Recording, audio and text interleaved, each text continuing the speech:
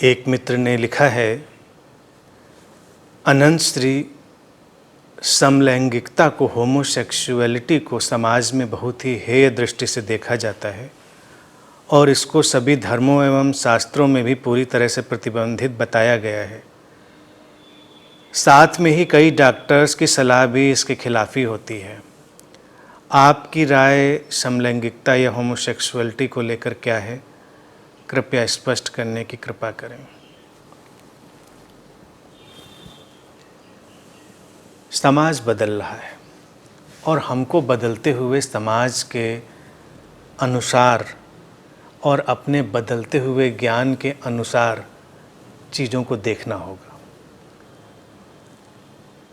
कुछ doctor समलैंगिकता homosexuality के खिलाफ बात करते हैं, तुमने लिखा है, हो सकता है, लेकिन जो लोग समझ रखते हैं व्यक्ति के शरीर की और मन की, वो अब इस बात को स्पष्ट रूप से जानते हैं कि जो लैंगिकता है, जो सेक्सुअलिटी है, उसके व्यक्ति में जन्मजात अलग अलग रुझान होते हैं और उनमें कोई बुराई नहीं है, उनमें कोई अड़चन नहीं है। जैसे जो विपरीत लिंग का आकर्षण हेटेरोसेक्सुअलिटी है, वो नैसर्गिक है, जन्मजात है, वो मुख्य धारा है, ज़्यादा है, इसलिए हमको वो ज़्यादा सहज जान पड़ता है।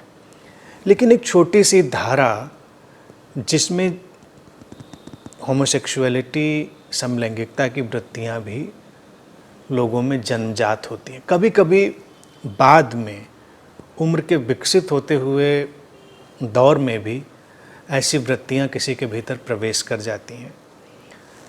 मेरी राय में इसमें कुछ भी अप्राकृतिक नहीं है और अनैसर्गिक नहीं है।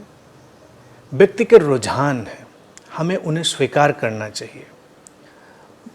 कई देशों में कानूनी मान्यता रही, कई देशों में कानूनी प्रतिबंध रहे। भारत में भी लंबे समय तक कानूनी प्रतिबंध रहा समलैंगिकता पर, लेकिन अब उसे हटा लिया गया। कानूनी दृष्टि से उसे अपराध अब नहीं माना जाता है।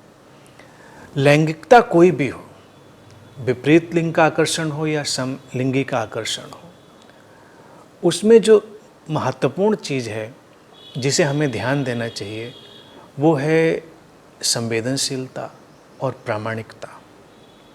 अगर व्यक्ति अपने व्यवहार में संवेदनशील है, प्रामाणिक है, तो किसी को इससे कोई अड़चन नहीं होनी चाहिए।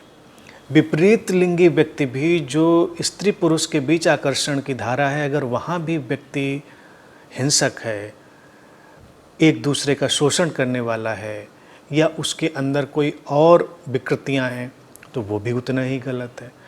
और अगर समान लिंगी आकर्षण में, होमोसेक्सुअलिटी में भी वही सारी बातें आएँ, तो वहाँ भी वो चीज़ गलत होगी।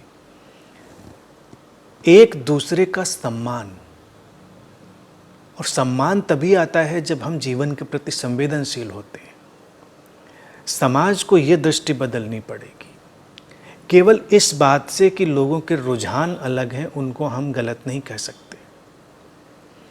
धर्मों और शास्त्रों ने क्या कहा है, इस बात को भी हम दरकिनार कर सकते हैं, क्योंकि धर्म और शास्त्र भी विकसित होती हुई व्यवस्था है और जब भी कोई धर्म या शास्त्र कोई बात कहता है, वो अपने वक्त के ज्ञान अनुभव के आधार पर कहता है।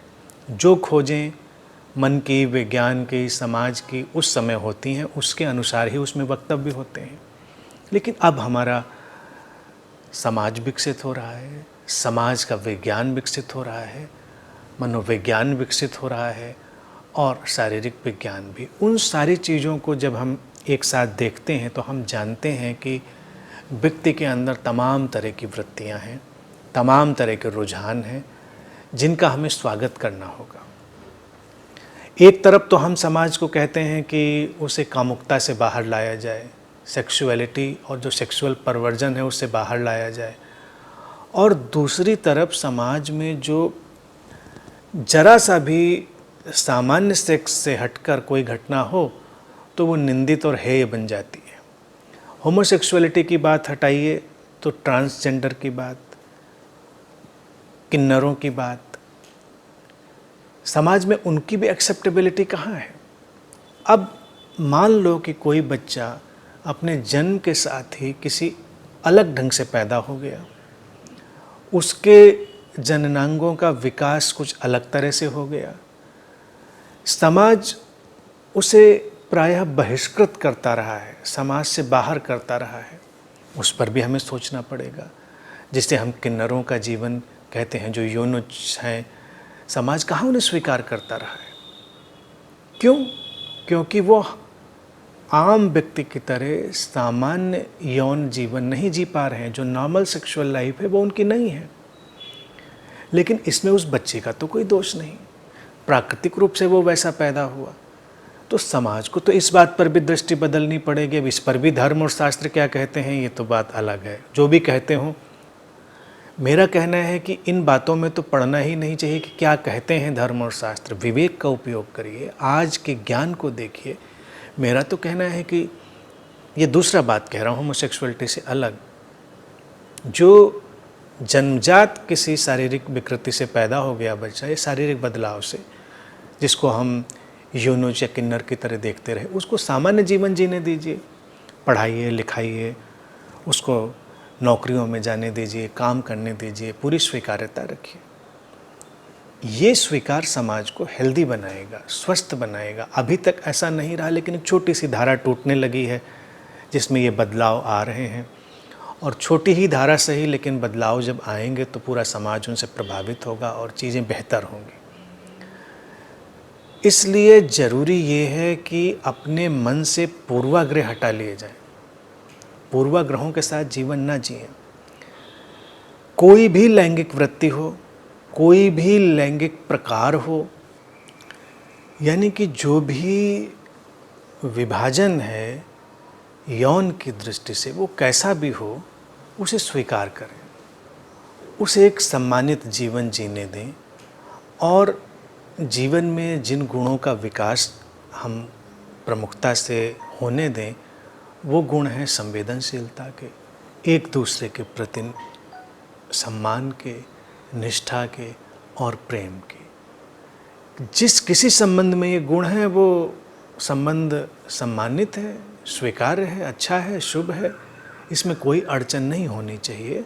और हमें बदलते हुए समाज के साथ अपने को लचीला बनाकर और समझदार बनाकर चलना होगा। यही उचित है।